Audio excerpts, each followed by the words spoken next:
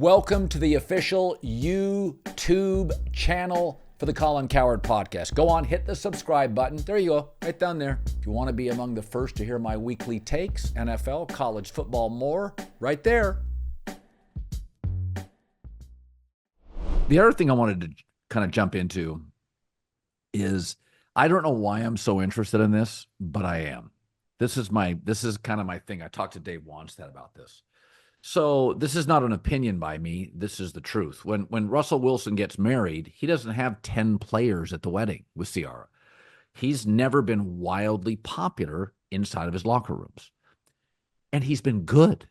It's like generally good-looking, rich guy, beautiful wife. He'd be just by, just the way the world works, you'd be kind of popular. He's not really. We've seen players in Denver. We've seen players in Seattle, coaches take shots at Russell. I like him, but he comes off to a lot of people as inauthentic. So, and I don't think he's changed. In fact, he's befriended, I've been told, Mike Tomlin more than any teammate. Because Tomlin, by the way, is like Russell, wealthy, worth $75 to $100 million or more. So he's befriended, Tomlin, not a teammate. And then here comes Justin Fields, who to the last day in Chicago, despite being the worst fourth quarter quarterback in like a decade, players loved him. He's young. He's a nice guy. He's supportive. He's secure in himself. He just doesn't, he's got a Zach Wilson thing. He struggles post-snap to read a defense. He just struggles with it. He doesn't identify certain things. Zach and Justin, I see everything except that. But now Russell's banged up. And Justin's a guarantee is a great practice player. And here's my thing. You look at that Pittsburgh schedule, there are a lot of 2-game losing streaks in it. I mean, if they don't get that O-line right, there's a lot of 2-game losing streaks. And you tell me, having worked for the Eagles, Russell has a 2-game losing streak. And like right now, Justin's crushing it at practice. It's a young roster. Players like Justin. I think that's a fascinating potential mess. Do you think they replace Russ, or do you think he's been guaranteed a starting spot this year? I think it's already getting weird. I mean, he's already injured. It's late July, pulled calf. He feels like a weathered guy that's 34, 35 years old. And partly is the way he's looked the last couple of years. I've said forever, if I was a Steeler fan, I would want no part of Russell Wilson starting, because we hire Arthur Smith, who we've seen resurrect Ryan Tannehill's career. Yeah. Now, I would say Tannehill, then a little more accurate. This guy's a better athlete. Can you get anything out of this player? The other thing in Pittsburgh, what's that territory? Like right by Ohio State, a lot of those fans watched Justin Fields succeed. Remember the game he had against Clemson, the playoff game? I think he threw 6 touchdowns. There's stuff there. I would just want to see that guy. When I think the Steelers, going back even before I was born, to throughout my youth to this team now, they just have guys. Like when you think football players in like TJ Watt, feels like everyone likes him. Cam Hayward's the man of the year. Minka Fitzpatrick's like one of Saban's favorite players. And it doesn't feel like those guys are going to be into this at all. I mean, at all. And the other thing is, let's face it, Russell's more of a dink and dunk guy now, and they have explosive players on that roster. My guess is, I think now who knows? We'll see if he can, by the time within a week and pads are on, if he's back at the starter. It would not shock me if Justin Fields is a starter very early on. I wouldn't even put week 1 out of the realm of possibility. They're not invested into this player. I mean, they're in for $1 million. So it means you can't get a player of his status any cheaper. You know what's amazing? So John Snyder was number 3. It was Pete, Russell, and John Snyder. Snyder almost left because Pete was taking over too much of the personnel. To the Lions. Didn't he almost leave to the Lions? Yeah, he basically almost agreed to terms. Pete got fired. Russell got traded. And now John Snyder overwhelmingly runs the Seattle organization. Yeah. So I grew up in the Pacific Northwest. I think he's a very good drafter. And as much as I like and admire Pete Carroll, I thought he underachieved with his talent the last couple of years. I am a team that's completely under the radar is Seattle. So Geno's not the future, but more than capable to win 10 games in the NFC. I think of all the teams in the NFL, and I try not to be a homer on this stuff, but I'm from there, and I'm So they hire McDonald, the young defensive coordinator from Baltimore, and people are like, he's D'Amico Ryans 2.0, super smart, comes from a great organization. Schneider's a funny guy. I won't go into too many personal things I know, but he enjoys his life. He's tremendous at what he does. I think Schneider's great at what he does. He's a top 5 GM in the NFL. Anyone in the league would tell you that. Yeah, he's an excellent drafter. And I think he got frustrated the last 2 years of Pete. I mean, he hit on a couple of really nice offensive players, and it's just not working. So I actually think, and again, I like Pete. I think this young coach I think they have a chance. Now, they don't have the right quarterback to be a little bit like Houston, where they're forgotten. So McVay and Stafford, I mean, they get a lot of attention. The Niners get attention. Kyler gets attention. The Lions do. The Packers do. I have this weird feeling that Seattle is going to shock people, and they're not a Super Bowl team because I think there's limitations at quarterback. But, much like Brady left Belichick, went to Tampa, and you're like, shit, Tom really overcame Bill a lot in the last few years in New England. It's not great for Pete if this new guy comes in and they crush. But I went and looked at their 2 deeps this morning. John, they got a ton of talent. They don't have a great edge rusher. Outside of that, their receiving core, their running backs, their corners, Jesus, their tackles, they are talented. Well, let's not forget, they made the playoffs 2 years ago, and last year they were in the mix basically the last 2 weeks, right? And you could argue their receiving core, the top 3 guys are the best in the league. The group of the 3. I have a hard time. I think there are 2 major question marks for me. One, the division's good. So do you like Geno Smith against the Rams and the 49ers? I mean, the Niners haven't lost to him in a long time now. And anytime you get a new coach, I had a buddy that worked with him in the Ravens. They called him Boy Genius. I mean, he's special. D'Amico did get C.J. Stroud, and his division was kind of down last year. Anthony Richardson gets hurt. The Titans had an awful year. That helped CJ. And the Jags were weird.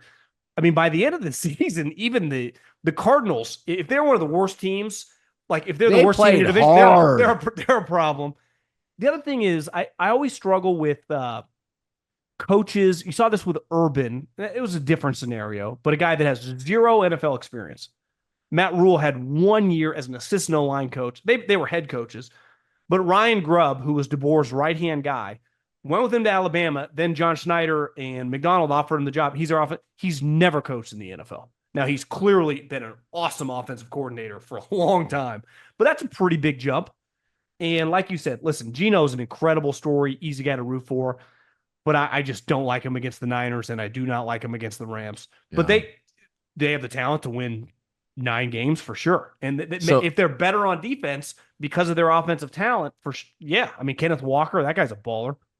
Yeah, I thought they should have. It was my take last year in the draft. They should have taken a big swing and gone for a quarterback. I think what my concern is next year at Shedeur Sanders, just too much about himself, really worries me. The kid at Georgia is great, but he'll be gone. Seattle has a chance to get into quicksand here, where they're winning like 8 games a year, drafting 13th, and have to sell the farm. You become the Raiders. You have a lot of good players, but you have no quarterback. Yep. And I think, and although Geno's more than capable, I get into this discussion with GMs and executives in the league. The league's gotten smarter. First of all, fans have gotten smarter because gambling's legal. So fans are more analytical now. So football fans 10 years ago and football fans today, when I talk to them, fans are much smarter today. If the media guys like you that commit to it are much smarter today.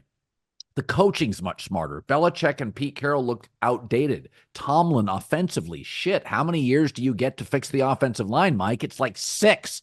Andy Reid did it in 1 year. McVay did it in a year and a half. Like it can't take this long. So I just look at Seattle and I think, defensive coach. But I think the fascinating story with the Seahawks is John Schneider, this guy who was sort of suppressed under Pete. He survived. And, Paul Allen died. Pete kind of filled that void, used a lot of that power, made some mistakes, which, by the way, Pete, if you asked him, I've been told, acknowledges those mistakes. But To your point earlier, Pete and Russell Wilson have fallen off the football map virtually overnight. Hey, football fans, if you're looking to dominate your fantasy league next year, then we've got the channel for you. From the NFL draft through training camp in week 1 to Super Bowl Sunday, Fantasy Pros is the home of football content you cannot afford to miss. Subscribe today, and your team will be in championship form in no time. I think it's very difficult. Like, if you're a computer programmer or you're some guy at Google or Apple making millions of dollars, but you're just in an office, it's like, if you're weird, who cares? I think it's very, very difficult to be a weird quarterback.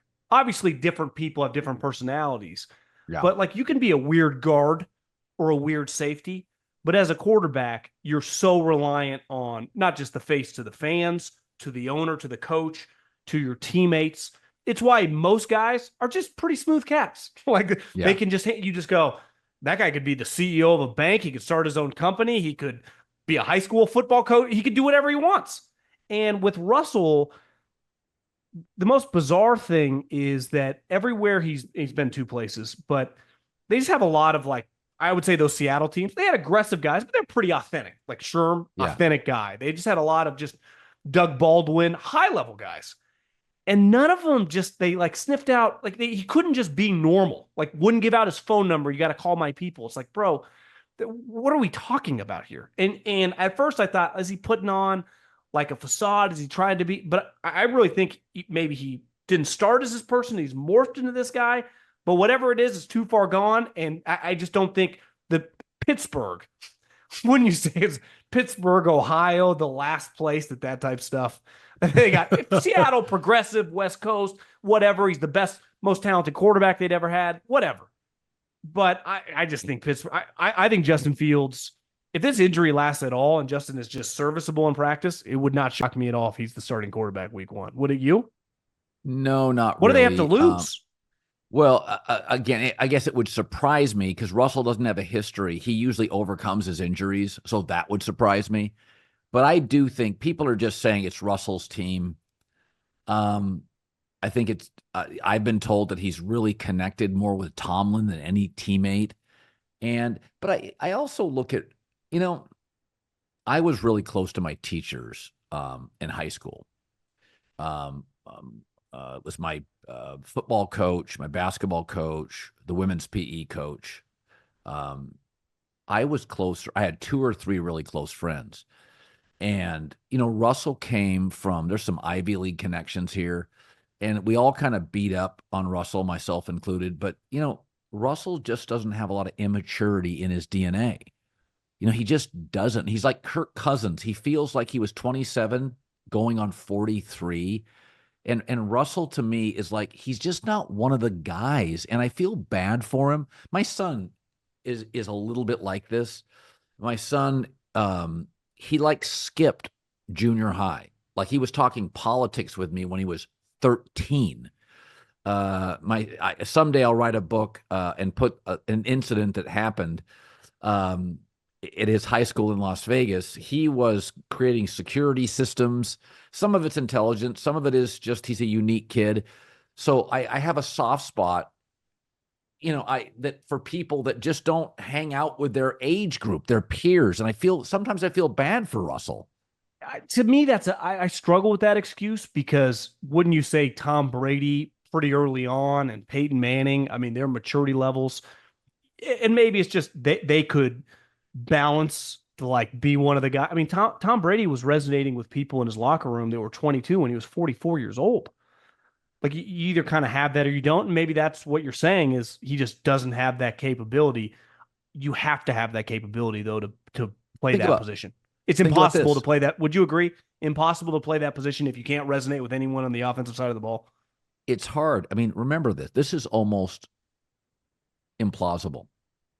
He got benched. His college coach, he was a great player, said, we're going to move on. He had to transfer to Wisconsin. But Jesus Christ, he was great. It's North Carolina State. It's not Georgia.